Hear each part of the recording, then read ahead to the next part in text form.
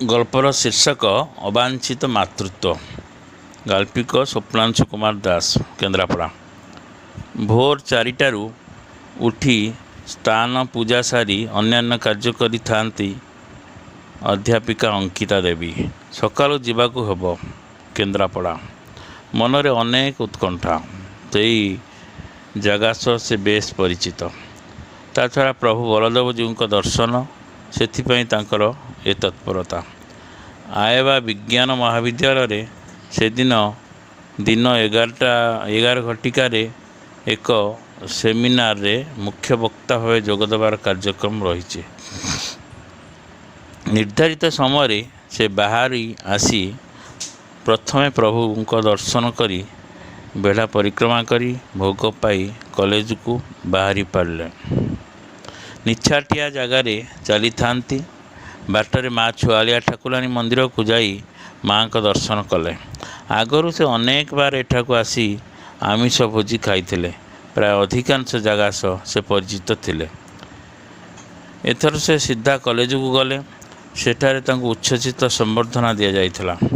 आतिथ्य प्रदान रे केन्द्रापड़ा एक स्वतंत्रता रही से आगुरी जानी थे। मैडम कर ओजस्विनी भाषण जीवन दर्शन को नहीं आलोचना समस्त को चकित कर देइथिला। सेठारे मध्याह्न भोजन कार्य सारी फेरी आसते। गाड़ी द्रुत गति चलू था। हठात एक निछाटिया स्थान रे एक कौल शिशुर क्रंदन रे मैडम स्तंभीभूत होई गाड़ी रख रख बोली चित्कार कले। गाड़ी ओह्लाई से स्थान को दौड़ी जाइथिले। जहाँ देखिले तांको गोलरू सते जेमती माटी खसी जाउथला। धिक सत धिक से माँ बापा को कन्याटी है बोली ताकू एमिति जीवजंतु मुहरे छाड़ी दे जिबे।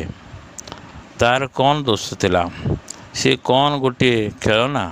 आ टिके डेरी होइथिले हुए तो हिंस जंतु माने ताकू मारी खाई दे थांते। निज संतान को भी जो माने एमिति करूछंती से मान की बापा माँ एमान कौन समाज रे उपकार समाजर उपकार रे आसीबे?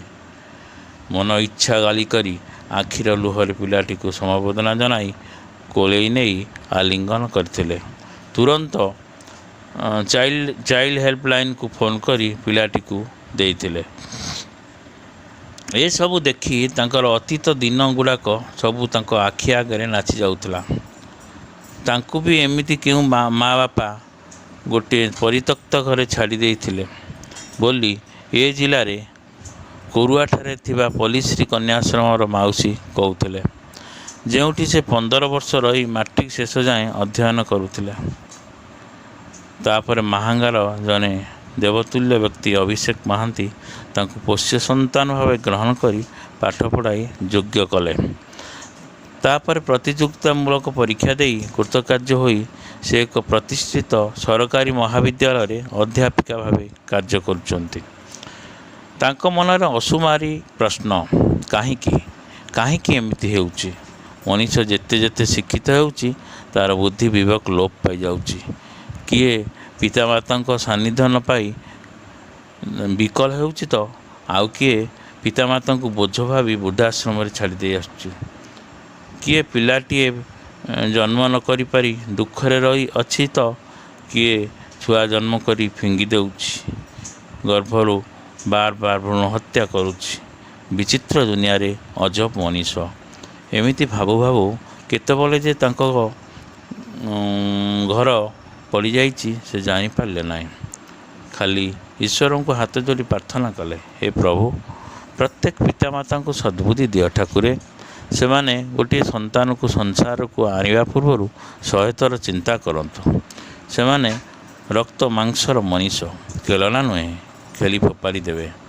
पाइबा दर्भ को जे हतादार कर फिंगी दिए ताकू आउ ताहा मिली न थाए बोली शास्त्र रे अछि। एनु भागवत कह जाइछि, स्त्री गर्भनी शिशुआबद्ध पापर मध्य परमाद एतिनी कर्म जे करती आयुष थाई से मरती। से दिन शपथ नहीं थिले जे आश्रम गोटे पिला को पोष्य संतान भावे आनी ताकू मनीष भली मनीष करी विवाह देवे। धन्यवाद।